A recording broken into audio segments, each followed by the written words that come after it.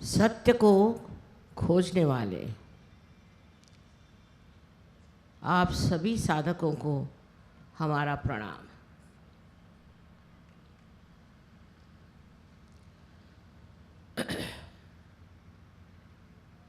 सर्वप्रथम ये जान लेना चाहिए कि सत्य की अनेक व्याख्याएं हो चुकी हैं और अनेक किताबें इस पर लिखी गई हैं। धर्म पुरस्सर न जाने कितनी किताबें, कितने प्रवचन, कितने भजन, कितनी भक्ति आपके सामने हैं। आज विशेषकर तेग बहादुर गुरु जी का विशेष दिवस है। उन्होंने भी कहा है कि परमात्मा की भक्ति करो। परमात्मा की भक्ति से आप प्राप्त कर सकते हैं अपने अंदर के संतुलन को, अपने अंदर की शांति को, और जो कुछ भी आपके अंदर एक तरह से दुर्गुण चिपके हुए हैं वो सब खत्म हो जाएगा। पर आजकल का ज़माना ऐसा नहीं रहा। आजकल के ज़माने के लोग कोई विशेष, एक इधर तो वो बहुत साधक हैं, खोज रहे हैं, सत्य को पाना चाहते हैं, और दूसरी तरफ ऐसे लोग हैं कि जिनको किसी भी चीज़ का डर ही नहीं लगता। न तो परमात्मा का डर लगता है। उनसे बताया जाए कि ऐसे गलत काम करने से तुम्हें नरक प्राप्त होगा, वो इस चीज़ को नहीं मानते। ये कहा जाता है कि 7 जन्म तक मनुष्य इस पाप को लेकर के न जाने कितने तो भी हर तरह के दुख दर्द से गुजरता है। कुछ भी कहिए, किसी भी चीज़ से डराइए, कुछ भी कहिए, वो डर मनुष्य पे बैठता है। से अजीब पत्थर जैसे लोग हो गए। अब हत्या करना तो महापाप है, फिर मानव की हत्या इतनी बुरी तरह से करना, छोटे बच्चों को मारना, तो बहुत ही महान पाप है। लेकिन पाप की भावना ही जब खत्म हो गई और कोई पाप पुण्य को मानता ही नहीं, और मैं ही सब कुछ हूँ, जो करूँगा सो ठीक, और वो भी सिर्फ पैसों के लिए, जिसकी चाहे उसकी हत्या कर सकता हूँ। ये जो स्थिति आज कल युग की है, ऐसी कभी नहीं थी। हालांकि सब लोग ऐसे नहीं, बहुत से लोग बहुत ही धार्मिक हैं, बहुत अच्छे हैं और मानते हैं कि पाप नहीं करना चाहिए। इतना ही नहीं करते। लेकिन ऐसे लोग जो आतताई लोग हैं, जो उग्रवादी हैं, उनके पीड़न से, उनकी तकलीफ़ों से आज त्रस्त है। फिर लोग कहते हैं कि फिर भगवान है कहाँ, भगवान की शक्ति कहाँ है, जो हम जिंदगी भर इतने अच्छाई से चलते हैं और फिर हमें इस तरह से ये बिल्कुल दलित लोग, जैसे कहें दलित, मेरा मतलब है जो इतने नीचे गिरे हुए लोग हैं, ये लोग हमें सताते हैं। कोई भी भावना लेकर के लोग आजकल मार रहे हैं। अब धर्म की भावना लेकर के भी वो सोचते हैं किसी का कत्ल करना बहुत अच्छी बात है। समझ में नहीं आता, भगवान के नाम पर भी लोग किसी का नाश करना बुरा नहीं समझते, और परमात्मा के नाम पे पैसा इकट्ठा करना,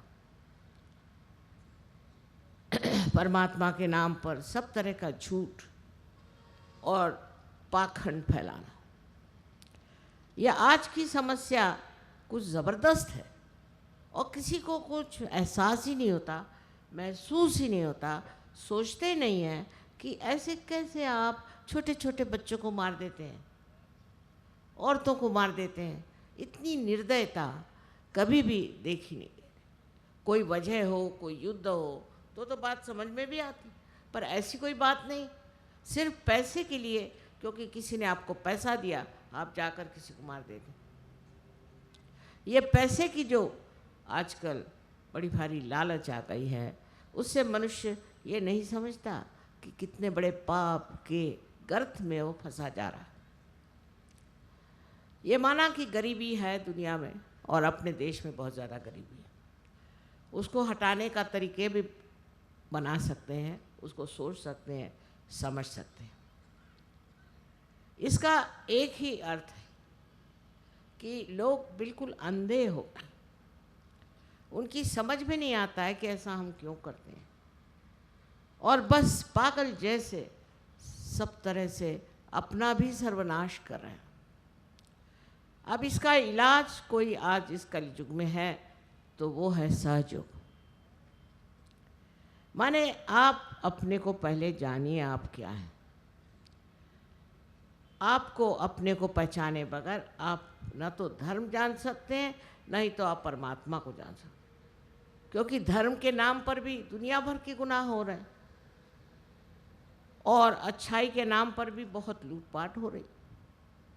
कुछ लोगों को समझ में ही नहीं आता है कि क्या करना चाहिए जिससे कि ये मनुष्य की स्थिति ठीक हो जाए। एक दूसरे से मनुष्य डरने लग गया, घबराता है, परेशान है और परमात्मा से नहीं डरता। जरा हीटर बंद कराओ, खारज गर्म है।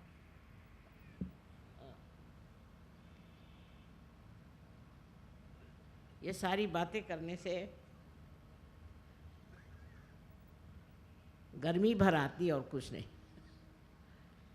लेकिन मनुष्य में वो संवेदना नहीं, उसके अंदर वो शक्ति नहीं रह गई जिससे वो इसे जाने वो क्या कर रहा है, किस गर्त में फंस रहा है, क्या कर रहा है, कहाँ गुमराह हो रहा है। अब उससे कितना भी समझाओ, समझाना रह जाता है और सिर्फ मस्तिष्क तक, जैसे कि मेंटल कहते हैं, इससे आगे नहीं। अब किसी ने बुद्धि से समझ भी लिया तो भी एक तरफा वो ठीक से भी चले तो भी दूसरी तरफा वो गलत चल सकता है। ये सब जो आज संसार में हो रहा है, लोगों को अविश्वास हो रहा है, सोचते हैं कि परमात्मा नाम की कोई चीज़ नहीं, उसकी चैतन्य नाम की कोई शक्ति नहीं। तो अब हमारी समझ में ये आना चाहिए कि कुछ न कुछ परिवर्तन जब तक मनुष्य में नहीं होगा, जब तक मनुष्य बदलेगा नहीं, जब तक उसकी वास्तविकता क्या है वो न समझे, और समझने के बाद उसमें जब तक वो आत्मीयता ना आए, तब तक वो जानवर से भी बदतर होता जा रहा है। कम से कम जानवर अपने बच्चों को नहीं मारते। आप अगर कुछ जानवरों को साथ छोड़ दीजिए और वो एक जाति के होंगे तो वो आपस में मारते नहीं, और हम लोग अपने ही जाति माने मानव जाति का ही संहार कर रहे हैं, बड़े बड़े नाम लेकर के, बड़े बड़े ध्येय बताकर। इससे किसी का भी भला नहीं हो सकता, आपका तो बिल्कुल नहीं हो सकता। पर ये मेरे कहने से कोई चीज़ बदलने वाली नहीं। इसके लिए आपके अंदर परिवर्तन होना चाहिए, आपके अंदर ये बात आनी चाहिए कि आप समझ लें आप क्या है। इसकी परमेश्वर ने आपके अंदर पूरी व्यवस्था की। आपके अंदर कुंडली नाम की शक्ति है और आपको इसके बारे में सब बताया गया है, और ये सब चक्र हैं जिससे कि कुंडलिनी का गुजरना ज़रूरी है। सारे बड़े बड़े गुरुओं ने कुंडलिनी का वर्णन किया हुआ है, हर एक धर्म में कुंडलिनी का धर्म। मोहम्मद साहब ने भी बताया है कि जब उनको उत्थान हुआ तो एक सफ़ेद घोड़े पे जैसे बैठ करके वो 7 मंजिलें गुजर गए, जैसे कि 7 हमारे चक्र होते हैं, पर उनको गहराई से कोई पढ़ता ही नहीं, उनको समझता ही नहीं है। कोई भी गुरु जो कि असली गुरु थे, उनकी बातें आप सुने तो उन्होंने ये सारी बातें बताई। इस परिवर्तन के सिवा कोई और मार्ग आपके अंदर नहीं, क्योंकि इस परिवर्तन से आप में शक्ति आ जाती है, आप सशक्त हो जाते,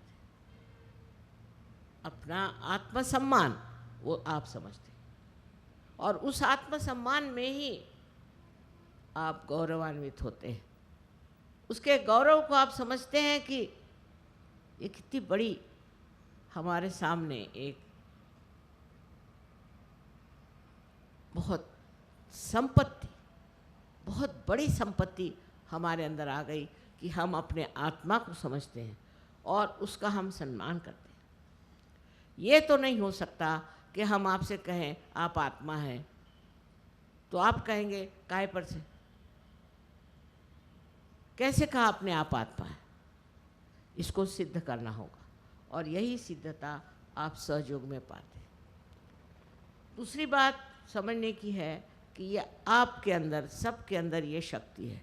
अभी यहाँ इतने जो लोग बैठे हैं, मेरे ख्याल से 99% लोगों ने इसको महसूस किया है और इसका अनुभव किया। ये बड़ी मेरे लिए भी बहुत आनंद की बात है कि इस उत्तर प्रदेश में और दिल्ली में इतने लोगों ने इसको स्वीकार किया और अपनाया है, और अपना कर इस चीज़ को अपने अंदर बसाया। अब आपका कर्तव्य होता है कि आपके अंदर जो शक्तियाँ आई हैं उसे आप जान लें। क्या क्या शक्तियाँ आपके अंदर है? पहली तो शक्ति आपके अंदर ये है कि आप स्वयं दूसरों को जागरूक कर सकते हैं। दूसरी शक्ति आपके अंदर ये आएगी कि ये दुनिया भर की जो इच्छाएं, आकांक्षाएं और जो लालसाएं हैं वो न जाने कहाँ खत्म हो जाती, क्योंकि ये अंधकार जो हमारे अंदर छाया हुआ, जब प्रकाश आते ही नष्ट हो जाता है, तो हम प्रकाश के रास्ते पर चलना शुरू कर देते हैं। उसी में हमें बड़ा समाधान और आनंद, बहुत सुख मिलता है, और इसी की हमें प्रतीक्षा थी जो आज हम अनुभव कर रहे हैं। ये चीज़ बातचीत की नहीं, अनुभव की है, और जब हो जाती तो मानव एक विशेष स्वरूप का, मैं जिसको महामानव कहती हूँ, बन जाता। महामानव का मतलब पहले तो ये होता है कि वो अपने अंदर सबको महसूस कर सकता है, जिसको हम सामूहिक चेतना कहते हैं। वो हमारे अंदर जागृत हो जाती है, और उस सामूहिक चेतना से हम क्यों किसी को मार देंगे? कौन है दूसरा जिसे मारें? हम अपने ही को मार रहे हैं। किसको ठगना है? हम अपने ही को ठगते। ये समझ लेना चाहिए कि हमारे ही अंदर पूरा विश्व है, पर ये समझने से नहीं होगा, ये महसूस करना चाहिए, ये अंदर में इसका अनुभव आना चाहिए। जब इसका अनुभव आएगा तो आपको आश्चर्य होगा कि आप तो शांति के सागर हैं, आपके अंदर शांति विराजमान एक सुंदर स्वरूप में बसती है, और वो शांति आप सब दूर फैलाना चाहते हैं। आपको लगता है कि मैं ही क्यों इसको अनुभव करूं, और इतने लोग हैं उनको भी ये अनुभव मैं दे सकता हूं। इस तरह से एक आंतरिक एकता आपके अंदर स्थापित हो जाती है। कुछ धर्म की बात करने की ज़रूरत नहीं है, कोई डराने की ज़रूरत नहीं, कोई धमकाने की ज़रूरत नहीं। आपके अंदर स्वयं ही प्रकाश जब आ जाता है तो आप अपने ही को सम्मानित करते हैं, और उस सम्मान में आपको ये जो दुनिया भर की बेकार की चीज़ों के पीछे में भागदौड़ मची है वो सब रुक जाती है। जैसे अभी हम आ रहे थे, देखते हैं रास्ते में मोटरों पे मोटरें, और ये चला जा रहा, वो जा रहा है। एक क्षण भर रुक कर आप देखें तो लगेगा कहाँ जा रहे हैं पागल जैसे, उल्टी तरफ कहाँ जा रहे हैं, क्या करने जा रहे हैं, क्या मिलने वाला है इनको। यही आपकी दशा हो जाएगी, और फिर आप खुद खड़े हो जाएंगे और रोकेंगे कि भाई रास्ता उधर नहीं, इधर। ये जो एक आपकी अंदर शक्ति बसी हुई है, ये आज जगाने की शक्ति आपके अंदर है, फिर अपने को शुद्ध करने की आपके अंदर शक्ति है। रास्ते से पढ़ते आ रही हूँ कि स्वच्छ दिल्ली, स्वच्छ कैसे होगा? स्व, स्व माने आप, स्वयं आत्मा, इसी से हो सकता है। ऐसे बाहरी स्वच्छता से क्या फ़ायदा है?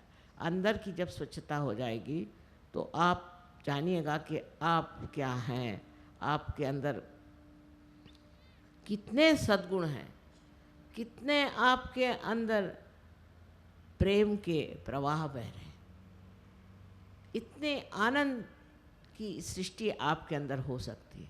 और ये आपके इतने लोगों ने आपने अनुभव किया है, कोई मैं नई बात नहीं बता रही, पर अब उसको बढ़ाना है और दूसरों को देना है। मुझे पता हुआ कि बहुत जगह से लोग यहाँ आए हैं, बाहर से, प्रदेश से भी आए, पर आप लोग भी आसपास के उत्तर प्रदेश के लोग और दिल्ली के इतने लोग यहाँ पर आए हुए हैं। अब आप सोच लीजिए कि आप सब एक हैं। ये भावना जो है कि हम सब एक है, ये सिर्फ दिमागी जमा खर्च नहीं है, ये अंदरूनी अंदर से आपको एहसास हो कि हम सब वास्तव में एक ही सागर के अनेक लहरें जैसी बहती हैं, ऐसे ही आडोलित हो रहे हैं हम, वही आंदोलन चल रहा है। और जब इस चीज़ को आप ठीक से पा लीजिएगा, इसके अंदर आप ठीक से उतर जाइएगा, तो न जाने एक आदमी कितने लोगों की ज़िंदगी बदल सकता है। इसी तरह से ये सहयोग फैलने वाला है। लेकिन इसके साथ प्रताड़ना नहीं कर सकते आप, इसको आप दगा नहीं दे सकते हैं। बहुत से लोग हैं हमको ठगते हैं, पैसा ले जाते हैं, जान दो। ऐसे जो लोग हैं जो गलत काम करते हैं उनको करने दो। अब आपको चाहिए कि आप क्या है, आपकी शक्ति क्या है और आप इसको इस्तेमाल क्या कर रहे हैं। एक गुरु आए, एक ही उन्होंने दुनिया बदल दी। उन्होंने इतना कुछ कर दिया, इतना कुछ लिख दिया, इतना कुछ बोल गए। और हम लोग तो हज़ारों हैं, हज़ारों में हज़ारों हैं, हर जगह फैले हुए, और हम लोग सब एक। पहले बेचारे एक एक गुरु होते थे, एक एक साधु होते थे, सूफी होते थे, और उनको सब लोग सताते थे, उनको छलते थे। आज ऐसी बात नहीं। आज हम सब एक हैं, किसी भी जाति के हों। आप हिंदू जिसमें पैदा हों, मुसलमान में पैदा हुए, क्रिश्चियन में पैदा हुए, इससे फ़र्क नहीं पड़ता। आप इस देश में पैदा हुए या परदेश में पैदा हुए, इससे भी फ़र्क नहीं पड़ता। आपकी एकता आप महसूस करिएगा, चाहे आप जहाँ जा रहे हैं।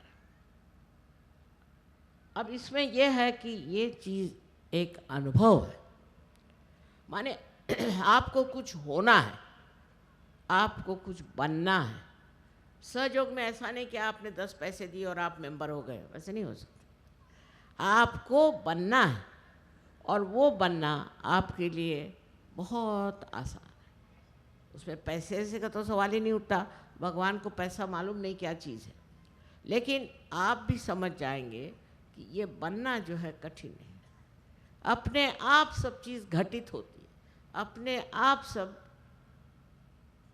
अच्छाई हमारे अंदर उतरती है और हमें प्रकाशित करती है। सो ये क्या बात है, ये किस तरह से हो रहा है? क्योंकि जब आपकी कुंडलिनी जागृत होती है तो आपका संबंध चारों तरफ फैली हुई इस विश्व की चैतन्य शक्ति से आप एकाकारिता प्राप्त करते हैं। उस एकाकारिता से आप स्वयं, जैसे कि अब ये बिजली है, देखिए चारों तरफ है, इतनी बिजली है, इसका संबंध उस शक्ति से है जहाँ से ये बिजली आ रही है। इसी प्रकार आपका भी संबंध उससे हो जाता है, और होने के बाद फिर आप देखते हैं कि आपका हर एक काम सुलझ जाता है, हर एक चीज़ ठीक हो जाती है। कोई गड़बड़ भी करे वो भी ठीक हो जाता है। अब ये मैं जो कह रही हूँ ये कोई झूठी बात नहीं, आप इसका प्रत्यय लीजिए, इसका आप अनुभव करें, और अनुभव के बाद आपको लगता है कि मैं क्यों परेशान हूँ, सब चीज़ तो ठीक हो गई, मैं क्यों परेशान हूँ, मैं किस चीज़ के लिए परेशान हूँ। हर चीज़ की एक हद होती है, और जब वो हद से गुज़र गई तो देखते हैं आप कि हैरान हैं, सब चीज़ सामने, सब चीज़ ठीक हो गई, सब मामला बन गया। ये आप लोगों का अनुभव है, और ये अनुभव आप चारों तरफ फैलाइए, क्योंकि आज जो है अपना देश ऐसी कगार पर पड़ा हुआ है कि न जाने कब लुढ़क जाए। इसलिए आप लोगों को इसकी धुरी संभालनी, आपको रोकना है। आप ही इसके संभालने वाले सत्व हैं। ये नहीं है कि हम सजोग्य हो गए और बस हो गया। इस देश की जो प्रज्ञा बिगड़ गई है, इसके जो हालात बिगड़ गए, इसमें सब एकजुट हो करके आपको रोकना है। और आपके अंदर यह आशीर्वाद है कि आप हर तरह की शक्ति को प्राप्त करें। आज हमारे यहाँ इतने बड़े बड़े गुरु हो गए, इतने बड़े बड़े अवतरण हो गए, लेकिन वो सारे अवतरण आज आपके अंदर दृश्यमान होना चाहिए, लोगों को दिखाई देना चाहिए और उनको लगना चाहिए कि ये कोई चीज़ आई है, ये कोई विशेष चीज़ है, ये ऐसे वैसे आदमी नहीं है जो बेवकूफ़ी में आ जाए। ये सिर्फ बेवकूफ़ी की बात नहीं है। न जाने किस वजह से हमारे अंदर इतनी क्रूरता और इतनी गिरी हुई बातों का समन्वय हो गया है, पर उसके लिए किसी तरह के राक्षसी प्रवृत्ति से कार्य होता है। और ये राक्षसी प्रवृत्ति आज संसार में बहुत बढ़ गई है। पहले एक ही रावण था, लेकिन आज मैं देखती हूँ कि हर 10 आदमी के बाद एक रावण खड़ा हुआ। पर बाकी के 10 अगर सहज हो गए तो वो उस रावण को पूरी तरह से नष्ट कर सकते हैं। उसकी नष्टता का मतलब है कि उसका जागरण करें।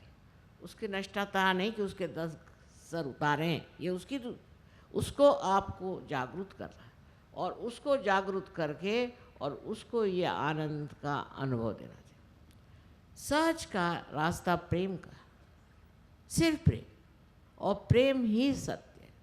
सत्य और प्रेम में कोई भी अंतर नहीं। अगर आप किसी को प्यार करते हैं तो उसके बारे में सब जानते हैं। इस प्रेम की शक्ति को आपको इस्तेमाल करना है। लोग समझते ही नहीं है कि ये जो चैतन्य सृष्टि है, ये सब हमारे अंदर प्रेम की वर्षा करता है, इसमें से प्रेम बहता है। और ये प्रेम जो है ये सारे संसार में ऐसा छा जाएगा एक दिन कि आप आश्चर्य करेंगे कि संसार क्या था और क्या नहीं। आप ही के आयुष्य में होगा, आप ही के ज़िंदगी में ये बात होगा और आप देखकर हैरान होंगे कि ये दुनिया आपने बदल दी, कहाँ से कहाँ पहुँचा दी।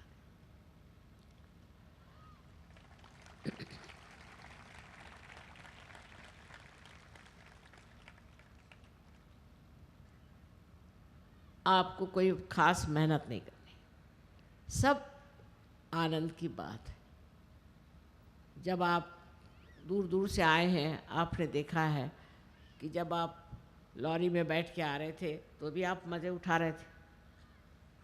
जब आपको कहीं और रहना पड़ा, कहीं जहाँ भी रहने की व्यवस्था नहीं है, तो भी आप मज़े उठा रहे हैं।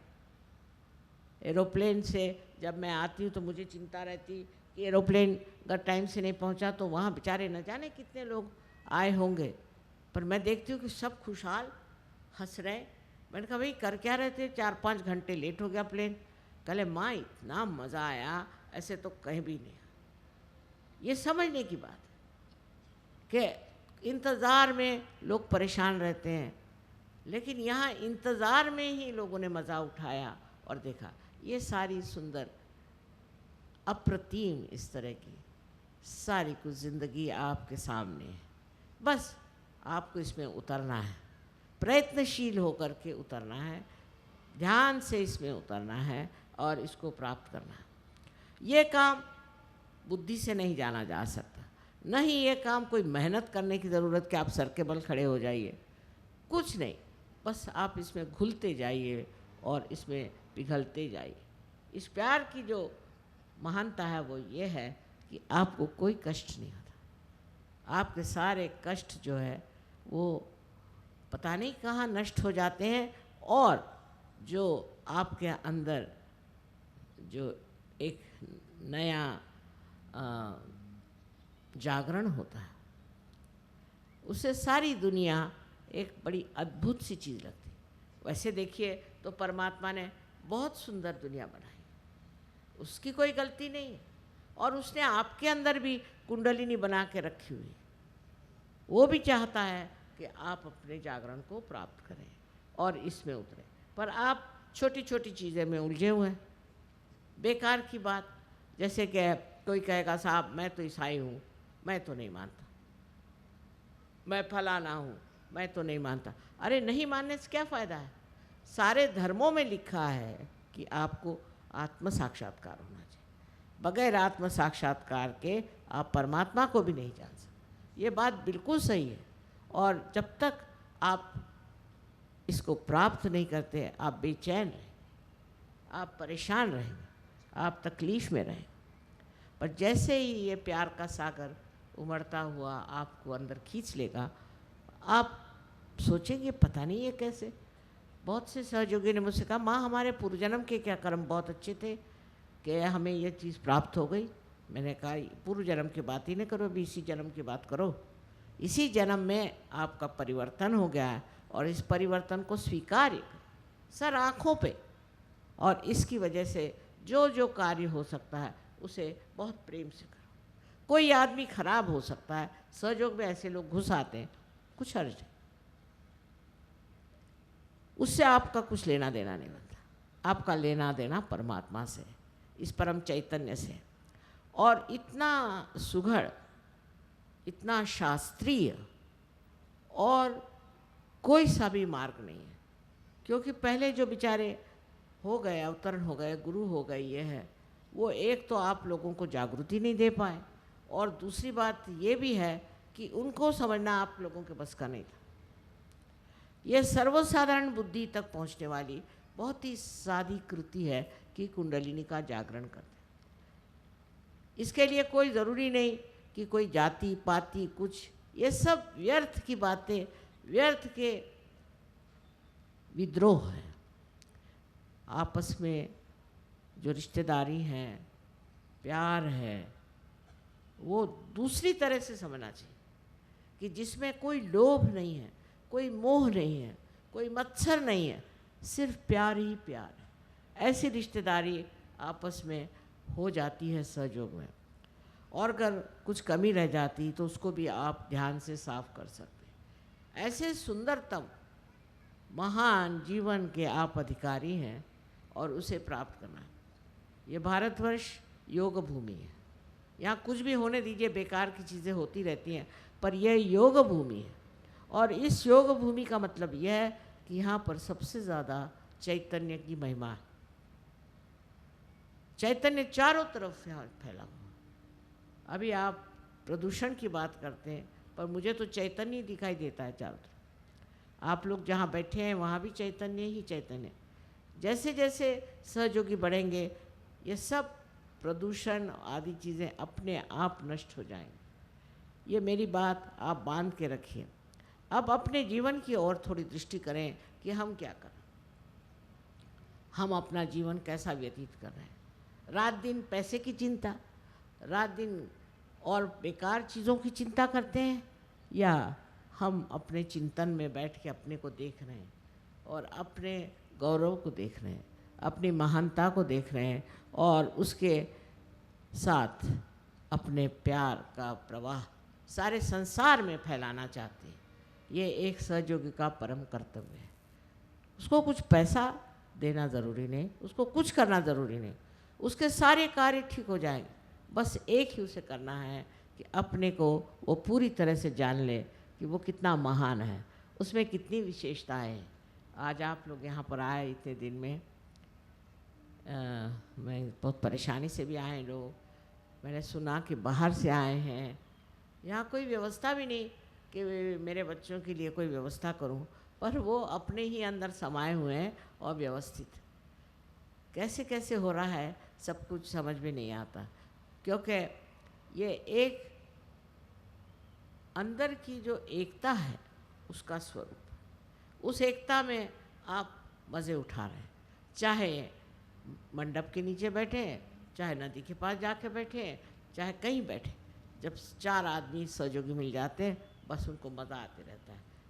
ये सब आनंद का प्रादुर्भाव है।